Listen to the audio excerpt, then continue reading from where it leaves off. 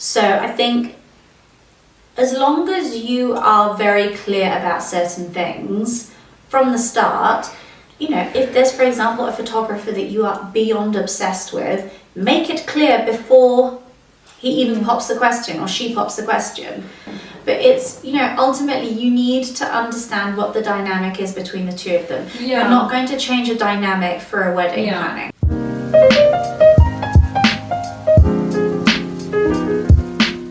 Morning everyone, welcome to our coffee morning sessions. We're super excited to get chatting about different things about the wedding industry and how we can help you further.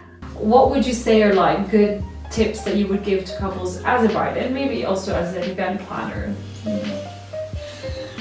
I think, and this is a tip that one of my aunts gave me when we got married, and she was meaning it as a whole for like your married life as a whole, but I think it's also very valid for the actual wedding itself and for the wedding planning itself, is a marriage is a continuation of concessions.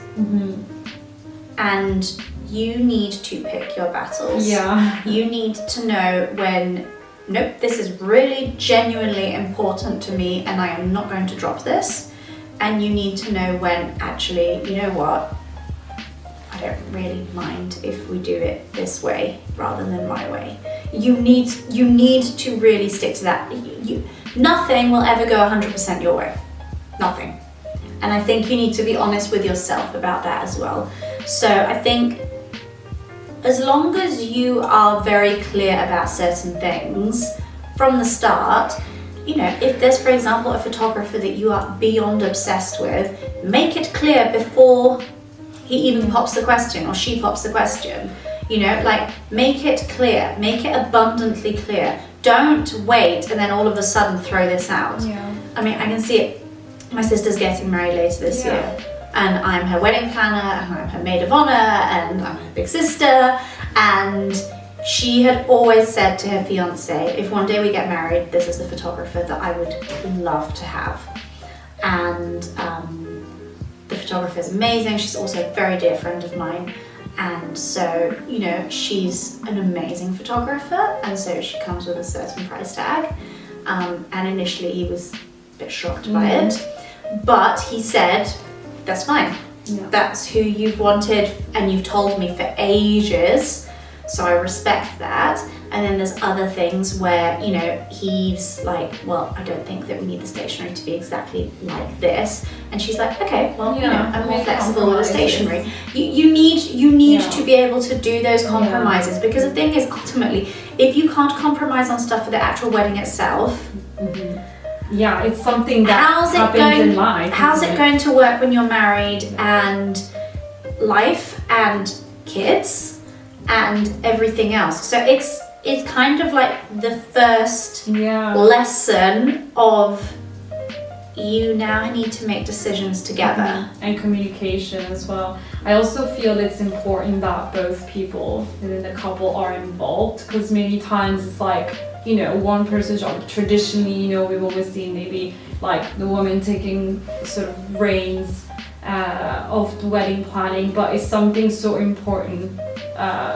that both partners bring themselves within sort of the wedding. And I think that needs to happen more. It's like still not pleasant to hear that, you know, oh, it's my wedding, or they don't want to be involved and things like that. I feel it's really important that, you know, everyone needs to be involved. And maybe if your partner doesn't necessarily mind, I'm sure there's certain aspects that they would mind about as well. I think it depends. I think every couple's different, and I think every subject that is treated is viewed and perceived in a different way. I don't think I've ever encountered that one partner is completely erased from the equation. I often get contacted by the grooms, in all honesty, the initial contact, but I feel that that's because that's their to-do list. Right. Find suppliers and then we'll do the chats together. Okay. That's what I've often That's seen. very interesting insight, actually. And then I always insist on doing the WhatsApp groups with both of them. Yeah. With both of them, and oftentimes now I'm also having parents involved in the WhatsApp groups.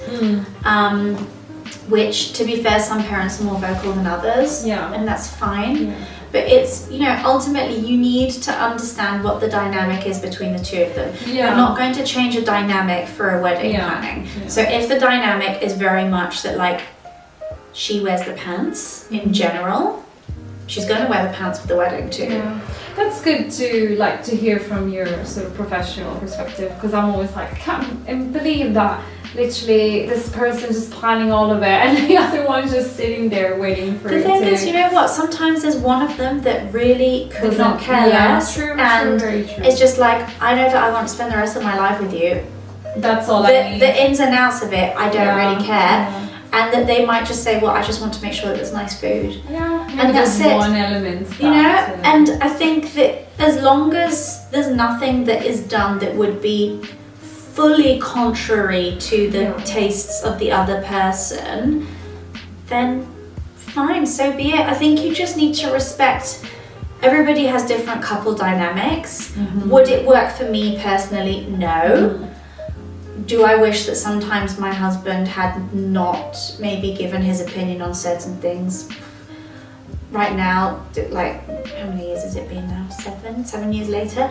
I don't know, and I can't remember, because ultimately the importance that you attach to everything when you're getting married, you kind of forget with time and with life.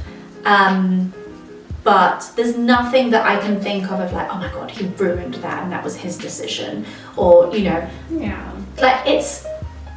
I wanted him to be aware of what was going on, because I didn't either want him to rock up to his wedding and just be unaware of stuff. Although, to be fair, I think there are some things that he had no idea about. It's fine. That's okay. Yeah, but I think, it's good to have sort of, at least on some elements, a bit of perspective and at least a to-do list for everyone to take care of elements of the wedding. And because you mentioned the parents as well, what do you think the involvement then of like family members? And I think that's also based on whether or not they are spending money on the wedding. I'll just put it that way. Do you still see couples that are coming to you with like their family budgets, or do you feel like couples now are sort of, they're the ones actually paying at least most of it, not necessarily all of the elements? But have you seen that's changed, or? I honestly think that it's about 50-50. 50-50. I think 50% of my couples, it's the parents paying fully for everything. And the other 50%, it's them paying for it for themselves. Yeah. I think that, you just need to, again, relationship dynamics, and also depending on the cultural weddings that they are. Absolutely. Some cultures and religions, the parents are heavily involved, and it's the parents that invite, and it's the parents that manage the style. And honestly, I don't care who is the decision maker within the process. I just need to make sure that the decision maker and I are able to communicate.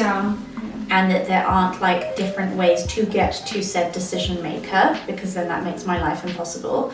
That we're able to communicate, and then also that the couple at the end of the day, if they are not the decision makers, that they still feel comfortable with what is being decided.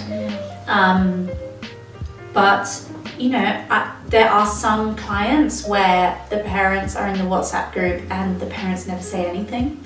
I think they just want to be aware of what's going on. There are other couples where the parents are very involved. I honestly, it gets awkward for me when there's clashes internally between those dynamics of everybody that composes the client. That's when it gets awkward for me. And that's when it stops me from being able to do my job. Because if there are several opinions or contradicting decisions, then that's where I'm at a loss, and that's where I then need to put my foot down and say, no, the decision needs to be made today, because we cannot move forward. So that's when there's issues. But other than that, I mean,